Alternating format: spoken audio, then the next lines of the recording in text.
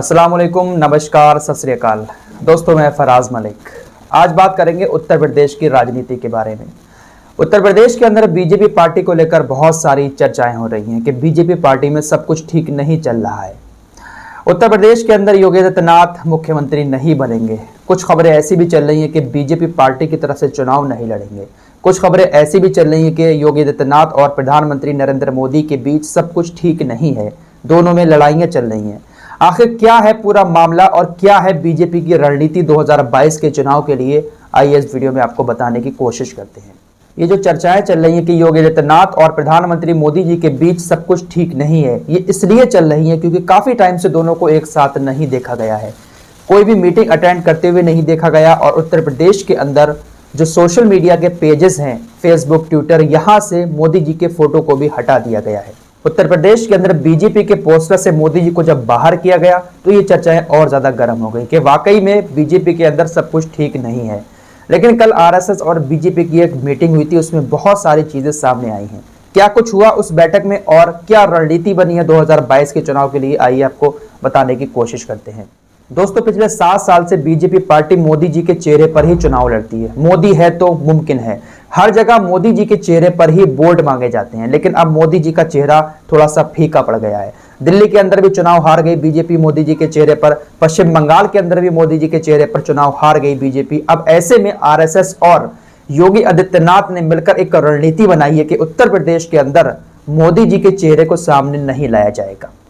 बिना मोदी जी के चेहरा दिखाए, बिना मोदी जी के प्रचार करे उत्तर प्रदेश के अंदर बीजेपी पार्टी अपनी सरकार बनाएगी और चुनाव लड़ेगी। यानी एक नजरिए से देखा जाए तो बीजेपी की नजर में मोदी जी अब वो ब्रांड नहीं रहे जिनके चेहरे पर 7 साल से बीजेपी चुनाव लड़ रही है, इसलिए उनको शायद यूपी से हटा दिया गया है। लेकिन तर्क आरएसएस ने और बीजेपी ने यानी योगी आदित्यनाथ ने कुछ और दिया है। योगी आदित्यनाथ और आरएसएस ने कहा है कि हम मोदी जी को सामने इसलिए लेकर नहीं आना चाहते हैं उत्तर प्रदेश के अंदर क्योंकि उनकी छवि खराब होती है।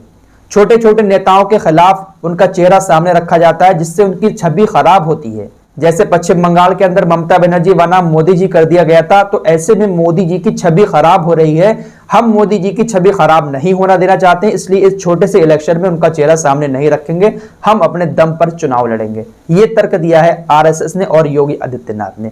लेकिन मामला वही है कि बीजेपी को शायद अब लगने लगा है कि मोदी जी के चेहरे से अब कोई फर्क पड़ने वाला नहीं है। आप इस बात को ऐसे भी समझ सकते हैं, जब अटल बिहारी वाजपेयी का जमाना था तो उस वक्त काफी ज्यादा मशहूर थे अटल बिहारी वाजपेयी, उनके चेहरे पर बीजेपी चुनाव लड़ती थी। लेकिन फिर लाल कृष्ण आडवाणी का जमाना आया, उनके चेहरे पर बीजेपी ने चुनाव लड़ा और जब मोदी जी आए तो लाल कृष्ण आडवाणी का नाम ही खत्म हो गया। और आज योगी जी का जमाना आ गया है तो मोदी जी की चमक थोड़ी सी फीकी लग रही है बीजेपी पार्टी को, और ऐसा लग रहा है कि मोदी जी अटल बिहारी वाजपेयी और लाल कृष्ण आडवाणी की तरह ही बन चुके हैं। आइए अब आपको बताते हैं कि बीजेपी और आरएसएस की इस मीटिंग में किन मेन बातों पर चर्चा हुई। सबसे बड़ी चर्चा इस बात पर हुई कि पश्चिम बंगाल के अंदर जब मोदी जी प्रचार करने पहुंचे थे तो उनकी छवि को हिंदूवादी नेता के तौर पर दिखाया गया। इसके चलते हुए पश्चिम बंगाल के अंदर जितने भी मुस्लिम थे वो एक तरफा ममता बनर्जी की तरफ चले गए, क्योंकि उनको लगा कि मोदी जी हिंदूवादी नेता है, एक तरफा बात करते हैं, इसलिए उत्तर प्रदेश के अंदर मोदी जी को नहीं उतारा जाएगा। और यह कहा गया कि योगी आदित्यनाथ की छवि ऐसी नहीं है, योगी आदित्यनाथ हिंदूवादी नेता नहीं है, वो मुसलमानों का भी पक्ष करते हैं। जब वो गोरखनाथ मठ में वहां पर बैठा करते थे तो वहां पर बहुत सारे मुस्लिमों की फरियाद सुना करते थे, बहुत सारे मुस्लिमों का जो है फैसला भी किया करते थे, उनका सपोर्ट भी किया करते थे, इसलिए उनकी छवि हिंदूवादी नेता की नहीं है। लिहाजा उत्तर प्रदेश के अंदर बीजेपी पार्टी मुसलमानों को टिकट देकर मैदान में उतारने की बात कर रही है। आपको याद होगा कि पिछली बार जब उत्तर प्रदेश के अंदर चुनाव हुआ था तो एक भी मुस्लिम कैंडिडेट को बीजेपी ने टिकट नहीं दिया था। उत्तर प्रदेश के अंदर तकरीबन 75 सीटें ऐसी हैं जहां पर मुस्लिमों का दबदबा है, तो ऐसे में बीजेपी पार्टी प्लान कर रही है कि मुसलमानों को भी टिकट दिया जाए।